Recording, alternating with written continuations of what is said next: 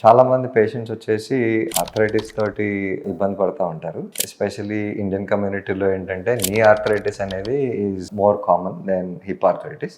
So ఈ knee ఆర్థరైటిస్లో కూడా మాకు రెగ్యులర్గా వచ్చే క్వశ్చన్స్ కానీ సందేహాలు కానీ ఏంటంటే సర్జరీ కాకుండా నాన్ సర్జికల్ ఆప్షన్స్ ఏమేమి ఉంటాయి అనేది చాలామంది అడుగుతూ ఉంటారు. ఆ నాన్ సర్జికల్ ఆప్షన్స్ గురించి మనం ఫస్ట్ డిస్కస్ చేసుకుందాం. Hello, I am Dr. Rahul Krishna Kanmuri, orthopedic consultant, Uni Health Clinics, Kondapur.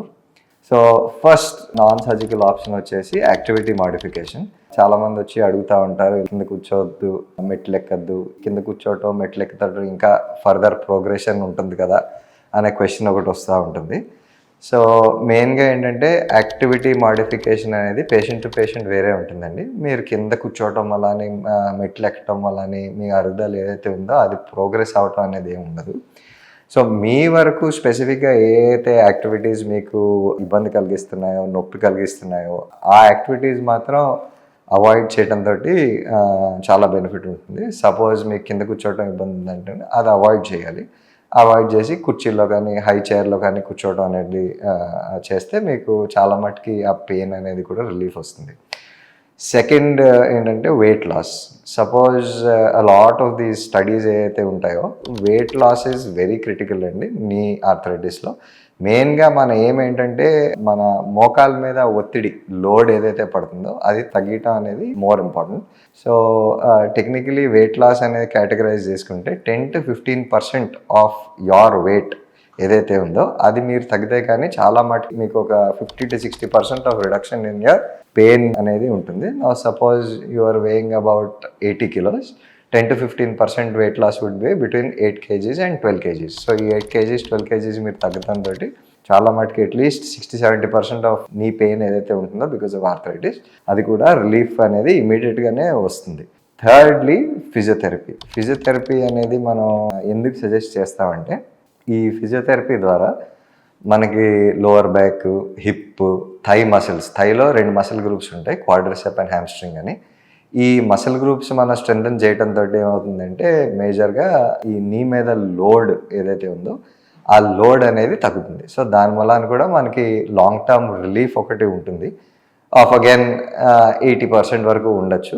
And also మీకు further progression of this arthritis కూడా ప్రివెంట్ అనేది అవుతుంది. ఈ ఫిజియోథెరపీ అనేది మామూలుగా మనం ఇనీషియల్గా మేము చెప్పంగానే ఏమవుతుందంటే చాలామంది ఫిజియోథెరపిస్ట్ దగ్గరికి వెళ్ళి ఒక 15-20 రోజులు చేసి లేకపోతే 1 నెల రోజులు చేసి ఆపేస్తూ ఉంటారు. అలా కాకుండా బేసిక్గా మీరు ఆ ఫిజియోథెరపిస్ట్ దగ్గర ఏదైతే నేర్చుకుంటారో అది మీరు ఆ 15-20 నిమిషాలు రోజు కంటిన్యూ చేయాలండి. సో దానివల్లనే మీకు బెనిఫిట్ వస్తుంది. కానీ ఇనిషియల్గా ఈ 15-20 days చేసి ఆపేయడంతో మీకు ఏ రకంగానే ఆ తాత్కాలికంగానే మీకు నొప్పి నివారణ రిలీఫ్ ఉంటుంది కానీ బట్ మళ్ళీ మీకు అది రికరెన్స్ వచ్చేస్తుంది. అంటే మళ్ళీ మీకు ఆ సేమ్ నొప్పి మీరు ఆపంగానే బేసిక్గా 6 నెలల తర్వాత, సంవత్సరం తర్వాత మళ్ళీ అది వచ్చేయడం జరుగుతుంది. ఫోర్త్లీ ఏంటంటే మెడికేషన్లో మనకి 2 రకాలు ఉంటాయి. ఓరల్ మెడికేషన్, టాపికల్ మెడికేషన్ అంటాం. ఓరల్ మెడికేషన్లో మామూలుగా పెయిన్ మెడికేషన్ ఉంటుంది. పెయిన్ మెడికేషన్లో యూ హ్యావ్ ఎస్టామినోఫిన్, టైలనాల్, హైఫెనాక్, ఈ పెయిన్ మెడికేషన్ అనేవి ఉంటాయి. ఈ పెయిన్ మెడికేషన్ కూడా టెంపరీ రిలీఫ్ అనేది మీకు ఏదైతే వస్తుందో అంతవరకే ఉంటుంది. సెకండ్ టాపికల్ మెడికేషన్ ఉంటుంది. టాపికల్ మెడికేషన్ అంటే మన చర్మం పైన రాసుకునే ఆయింట్మెంట్స్ ఇవన్నీ కవర్ అవుతాయి. ఇది కాకుండా 3వ రకాలు జాయింట్ సప్లిమెంట్స్ అని ఉంటాయి. ఈ జాయింట్ సప్లిమెంట్స్ ఏదైతే ఉంటాయో కాండ్రాయిటిన్ అని, ఈ రకరకాల మెడికేషన్ ఏదైతే ఉంటాయో those also basically help in reduction of pain. But ఐసోలేటెడ్గా లాంగ్ టర్మ్ రిలీఫ్ అనేది ఈ మెడికేషన్ తోటి మనకేం ఉండదు. ఫిఫ్త్ ఏంటంటే ఈ నీ ఇంజెక్షన్స్ అండి. నీ ఇంజెక్షన్స్లో బేసిక్గా 3 రకాలు ఉంటాయి ప్రైమరీగా, యాక్చువల్లీ 4. ఫస్ట్ ఇది ఏంటంటే మోస్ట్ కామన్గా నియర్లీ 50 years నుంచి ఉన్నది ఏంటంటే కార్టిజోన్ ఇంజెక్షన్ అంటాం. ఈ కార్టిజోన్ ఇంజెక్షన్ ఏం చేస్తుందంటే మామూలుగా లోకల్గా ఇన్ఫ్లమేషన్ ఆర్ నీలో వాపు ఏదైతే ఉందో దాన్ని తగ్గిస్తుంది.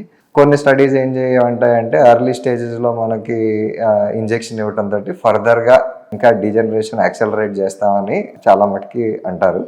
But again arthritis already develop అయిపోయిన స్టేజ్లో, లెట్స్ సే స్టేజ్ 3, స్టేజ్ 4 ఆర్థరైటిస్లో cortisone injections they work very well and they been there for a very long time. Second ఏంటంటే hyaluronan injection or hyaluronic acid అనేది బేసిక్గా is a component of knee joint fluid. So ఈ hyaluronan injection అనేది lubrication కోసం బేసిక్గా పనిచేస్తుంది. ఆర్థరైటిస్లో ఏమవుతుందంటే ఈ హైల్డ్రాన్ ఇంజెక్షన్ ఏదైతే ఉందో, ఈ హైల్డ్రాన్ అండ్ కాంపౌండ్ ఏదైతే ఉందో అది కాన్సన్ట్రేషన్ ఒకటి తగ్గుతుంది అండ్ ప్రొడక్షన్ కూడా తగ్గిపోతుంది. దాంతో మనం ఇంజెక్ట్ చేయటంతో అడ్వాంటేజ్ ఎలా వస్తుందంటే, ఒకటి ఆ నీలో కాన్సన్ట్రేషన్ అనేది పెంచుతాం అండ్ ఆల్సో స్టిమ్యులేషన్ అవుతుంది. బాడీ ఫర్దర్గా ఇంకా ఎక్కువ ప్రొడక్షన్ కూడా స్టార్ట్ చేస్తుంది. That's how it is beneficial. Thirdly we have PRP injection. PRP injection ఏంటంటే బేసిక్గా మన బ్లడ్డే తీసి సెంట్రిఫ్యూజ్ చేసి దాంట్లో ప్లేట్లెట్ రిచ్ ప్లాస్మా అనేది తీస్తాం. ఈ ప్లేట్లెట్ రిచ్ ప్లాస్మాలో యాంటీ ఇన్ఫ్లమేటరీ ఫ్యాక్టర్స్ అనేవి ఉంటాయి. ఈ యాంటీ ఇన్ఫ్లమేటరీ ఫ్యాక్టర్స్ ఏవైతే ఉంటాయో again they work by preventing ఈ ఇన్ఫ్లమేషన్ ఆర్ స్వెల్లింగ్ ఆఫ్ వాపు ఏదైతే ఉందో. ఈ మూడు ట్రైడ్ అండ్ టెస్టెడ్ అండి. ఈ మూడాటికి సిగ్నిఫికెన్స్ ఉంది and in combination they also work well. అంటే for example hyaluronan injection with steroid injection ఇవ్వటం, లేకపోతే పిఆర్పి ఇంజెక్షన్తో పాటు హైల్డ్రాన్ ఇంజెక్షన్ రెండు కలిపియటం తోటి మీకు nearly around 9 months to 1 year pain relief ఉంటుంది. కొందరికి ఇంకొంచెం ఎక్కువ రోజులు అనేది ఉండొచ్చు.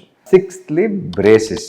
ఈ బ్రేసిస్ అనేవి ఏదైతే ఉంటాయో బేసిక్గా ఎక్స్టర్నల్గా మనం వేసుకోవాల్సి వస్తుంది, పట్టీల్లాగా ఉంటాయి. డిపెండింగ్ ఆన్ మీ నీ ఆర్థరైటిస్ ఎలాంటి టైప్ అనే దాన్ని బట్టి బేసిక్గా మీకు బ్రేస్ సజెస్ట్ చేయబడుతుంది.